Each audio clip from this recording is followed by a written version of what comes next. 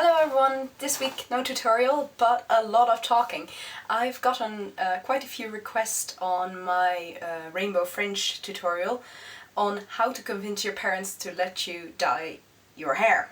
Now, the first thing I want to say is make sure that you're absolutely sure that you want to do this yourself first, because these kind of hairstyles, especially the unnatural colours, do take some kind of commitment, and that also means a commitment to re-dyeing it. I usually have to re-dye it every 3 to 4 weeks, which means I need money for hair dye.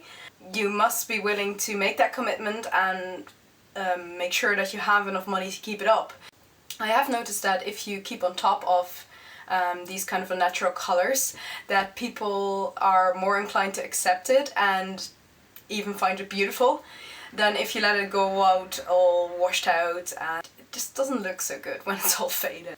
I think that your parents will probably be more accepting and more willing to say yes if you show that you're mature enough to get the money for it yourself, or are willing to do chores for it or something like that. Maybe you can work out an arrangement, and to say you have a plan before you even ask your parents about it. And what I would also say is if you are tight on money, it is usually wiser to go for the slightly more expensive brands like Special Effects or Pravana, because they are much more highly pigmented and therefore you need less of the product, and it will last you longer. So you spend a little bit more initially, but on the long run you probably save a bit of money. And also, if you want to stretch your dye, you could always go for a pastel colour, because that means you actually get more dye for your money, basically. I think it's very important before you even approach your parents, besides the money and commitment issue, you need to also make sure that you research the dyes you're planning to use and how to apply them. Make sure you know what the risks are. I would highly recommend you check out one of the forums like haircrazy.com, or there's another one, Be Unique I think it's called, and ask questions. Just ask as many questions as you need to. There's always people there that are willing to help you, and it has been very helpful for me when I started dyeing my hair unnatural colours. So have a plan ready, have a picture ready, and then when your mother or father is in a good mood, approach the subject, and just make sure that they're willing to listen and willing to accept that this is a choice you've made and that it is something you want to try out and that you will like even in a couple of months' time, and that you're not going to change it on a whim. Also, if they're not very inclined to believe you, offer a compromise. A compromise like that could be like only doing a streak in your hair, or maybe only dip dye in the ends, or even say if it doesn't turn out the way I want, or it turns out to look badly, then that you're willing to change it back. That shows that you're mature about it and that you've thought about it, and I think that will make your parents more accepting to saying yes. I would also advise you, if your parents are leaning towards it, to say that they can have a say in what colour you choose, even if that's an unnatural one, and maybe even ask your mother to help you apply it. And I think if you do that, you sort of build, you tie them into the experience, and it makes it easier for the next time for them to say yes, you can change it, or you can dye your entire hair a different colour. And also, I must say, do check with your school if you're allowed to do this, because you don't want to get into that and get thrown out of school or anything. Then I would just say wait until you're in college or something and then do it. And if your parents don't immediately say yes, you can always approach the issue later and say, like, I'm still really into this, could you maybe reconsider it if I'm a year older, or maybe on my 15th birthday or something like that. Or in the meantime, maybe you can sort of, if you like the more alternative styles, you could always experiment a bit with alternative clothing or even sort of retro hairstyling. I think probably your parents are a little bit more accepting of that than crazy colours, most likely anyway. I think it's also important to let your parents know that you're trying to find your own style. Hair is a thing that is definitely something you can experiment with because it will always grow back. Even if you completely ruin your hair, you can always buzz cut it, chop it all off, or chop it very short, get a pixie cut, and in a couple of months time you will be amazed with how quickly it has actually grown back.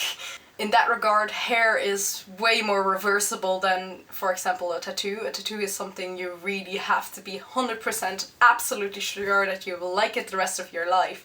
But with hair, yes, you can always re-dye it to a certain extent. I mean, obviously it does damage the hair. You can probably get away with bleaching it once, trying out a fun color, and then re-dyeing it a natural color and be done with it. And then the regrowth will probably come in eventually and you can just chop off the bit that you dyed before. So I think in that regard, hair dyeing is very, very reversible.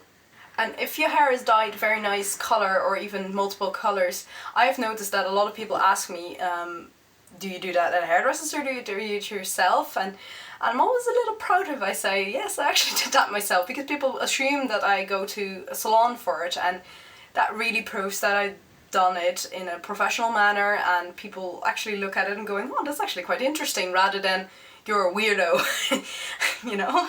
I would say though, that it's very important to know what the risks are, and especially you can be allergic to certain chemicals in dyes. Now I'm mainly talking about the bleach here because these colored dyes that I'm using actually don't contain any harsh chemicals. I just wanted to explain a bit that the dyes that I use, the semi-permanent dyes, are different from box dyes, like, you know, dyeing your hair brown, in that they do not contain any harsh chemicals. The way a traditional dye works is, for example, you are a natural dark blonde and you want to dye your hair chocolate brown, for example. A box dye with ammonium and will always contain a little bit of peroxide, as it has always a little bit of bleach in there to lighten your hair slightly, and then it will put colored molecules back into the hair shaft that are darker, that are replacing your own and are darker than your natural color. Which means it always needs that little bit of bleach in there, and if you repeatedly dye your hair with these permanent dyes, it will actually damage the hair far more than only bleaching it to a light blonde once and then using these stain dyes, these semi-permanent dyes, contrary to what a lot of people believe, are actually sort of more like a conditioner. They're a stain with a conditioner. So they don't have any ammonia in them, they don't have any peroxide, but you do need to bleach your hair if you want to get it to a nice blue or a light pastel pink, for example.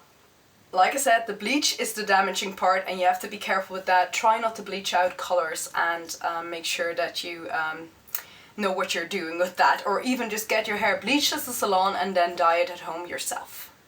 That's what I would advise anyway. So I would advise you, before you even get to the dyeing stage, to always do a little skin test somewhere on your body, and also maybe a strand test. Just try a little bit underneath your hair here and check out that the colour is the way you want it and it's turning out the way you want, and if not, rethink your plan. I also would like to debunk this common myth here that unnaturally coloured hair will fall out. Hair does not just fall out. I mean, yes, you can over bleach your hair and it will become sort of spaghetti-like when it's wet, and it will break. And it can break fairly short, but it will not actually fall out and it will grow back.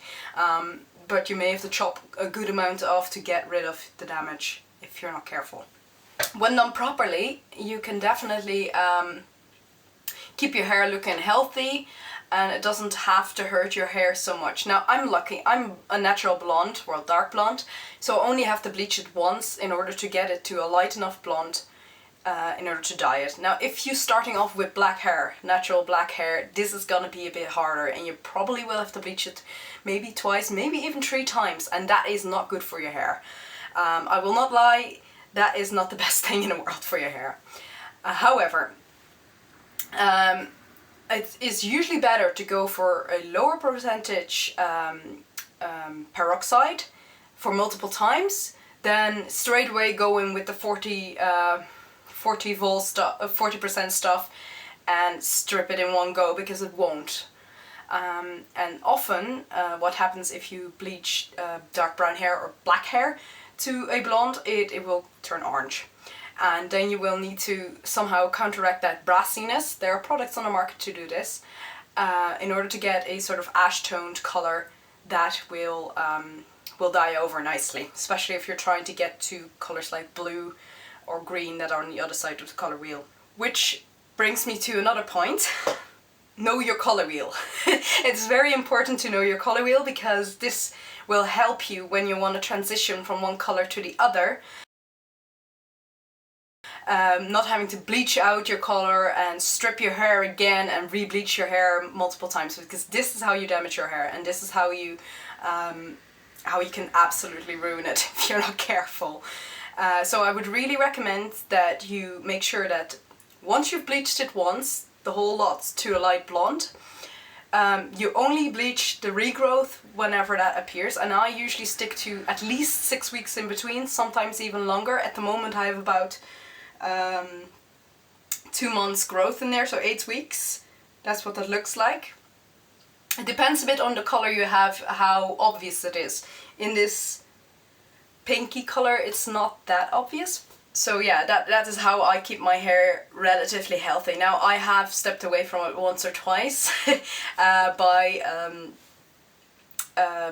trying to get a color out with bleach, and that is not a good idea, and you really want to try and avoid that.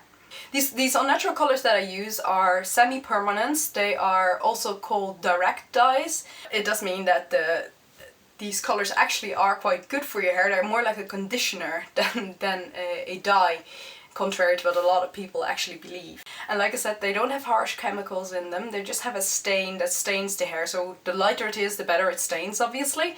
It will work on unbleached hair, but not as well, and the color won't show up as vibrantly.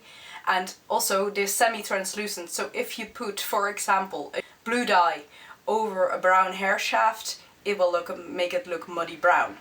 That's just basic color theory.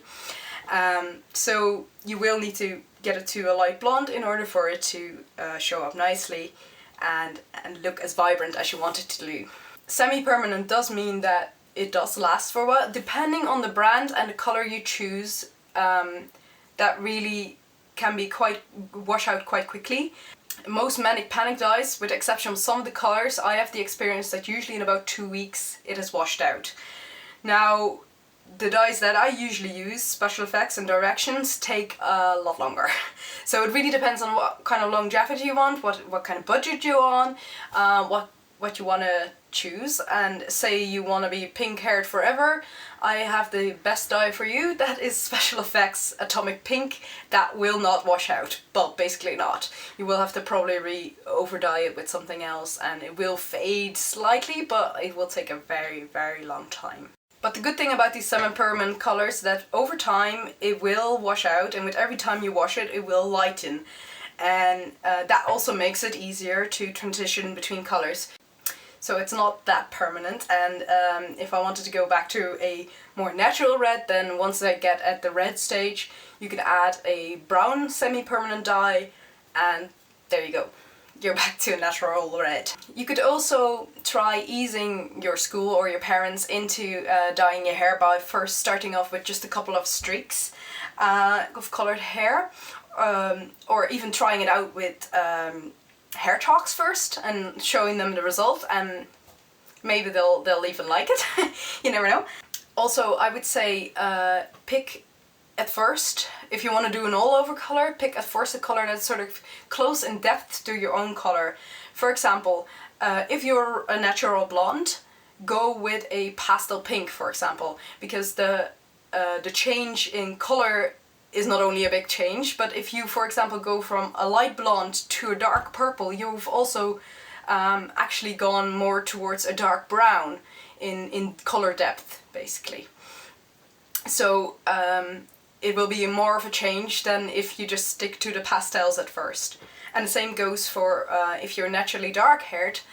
Maybe you can first go with a deep purple or deep red and then work your way to other colours or more colours. If you need to compromise, you're not allowed to dye all your hair. Maybe you can get your parents to just have a dip dye, because that you could, when you're sick of it or when you need to get rid of it, you just snip off the end bits of your hair and it's gone.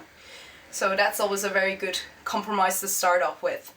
In a last case resort, you could also go for a so-called peekaboo dye. So what you do is you just dye, say, these under bits under your hair and still have the rest of your hair a natural color, and only when you style it in a certain way it will show that you actually have those bright colors in there. That's always a good way for hiding it at school or work or something. And if you really need to hide it in a hurry, say you want to go to a wedding and the bride really doesn't want you to have natural colored hair, or you have a sudden job interview, you can always buy a wig to put on in those occasions and then later on dye your hair if you get the job, for example. As a last resort, if you are really not allowed to dye your hair, you can always get some colored hair extensions or buy some human hair extensions and dye them yourself. Like for example with these clips, you could just put them in and take them out whenever the hell you want. So that's always a good option as well if you need something that is not as permanent as dyeing your whole hair blue. Now the most used argument I probably hear from parents is that you will never get a job if your hair is that color. Now I'm living proof that that doesn't have to be that way, but I will say that not all fields of work are as accepting of these kind of colors as the cultural field that I work in is. And I probably, if I were up for a job that was a more sort of customer facing job and they would require me to dye my hair a more natural colour, I would probably go back to a red. In that regard, if you want to experiment, school or college is probably the best time to do it, because then you're not usually tied to a permanent job that you will be doing for the rest of your life yet. Also with jobs, usually it's better to be working in a job for a while and then gently ask your boss if it's okay if you were to dye your hair. And they probably, if you're a good worker and you do it in a nice fashion that looks actually quite attractive, then they're probably more likely to say yes. You can also sort of ease them into it by making sure that you always have a couple of bright streaks of red in there or something like that, and then the transition to bright streaks of purple will probably not be as big. As a sort of finishing off, I kind of would like to tell you my story. Now, I am now 31 years old and I only started dyeing my hair in these crazy colours about 3 years ago. But I've always dyed my hair since I was about 16. I wasn't actually allowed to dye my hair until I was 16, and I sort of accepted that, and my birthday present for my 16th birthday from my friends was a blindfolded trip to the salon, and they had 2 bright purple streaks dyed into my hair. And at the time I didn't really know much about YouTube or Google. It wasn't that great back then yet, so at the time I didn't really know how to upkeep that. So what I ended up doing is dyeing my entire hair with henna red, and I've actually had it henna red until I was 28 years old, so it never really bothered me before then. I mean, I sort of accepted that I was allowed to do with my hair whatever I wanted after I was 16. But if you are younger than 16 and you still want to approach the subject, I really hope that these tips that I've given you really will help you out.